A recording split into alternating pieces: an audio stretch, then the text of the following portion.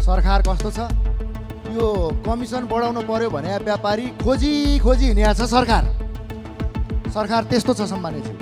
तथ्य के हो भने सिमेन्टको भाउ बढाउनु पर्यो भनेर व्यवसायीले भनेका थिए।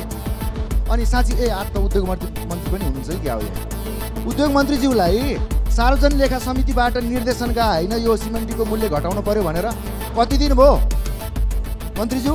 आज यहीँ हुनुहुँदो रहेछ, अगाडि नै सोध्न पाएँ। कति दिन भयो निर्देशन गएको सार्वजनिक लेखा समितिबाट? भनेको सरकार कमिसन खोर व्यापारीहरूको पक्षमा छ, यो प्रमाणित गरेका छ। आम नागरिकले एलपी ग्यासमा समस्या भोगिराखेका छन्। म यो व्यवसायी अनि त्यस पछाडि ढुवानीकर्ता विक्रेता बीचमा जति पनि विवादहरू निक्लिन्छ यसको मार सधैँ आम उपभोक्ताले खेप्नु परेको छ।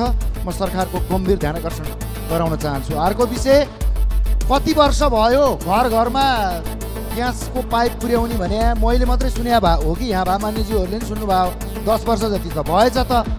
अनि जसले बिजुली चुलोसम्म पुर्याउने नीतिहरू बनाउँदै थियो, चुलोमा बिजुलीको उपभोक्ता बढाउने नीति बनाउँदै थियो, उसलाई चाहिँ सरकार कारबाही गर्न एकदम तम तयार भएर हात धोएर लागेको छ। सम्मान्यज्यू, 1 रुपियाँ तेलको मूल्य बढ्दै गर्दा बानेश्वरमा चक्काजाम र टायर बाल्ने अखिलका दाईहरू पनि यही गरिमामय सदनमा हुनुहुन्छ।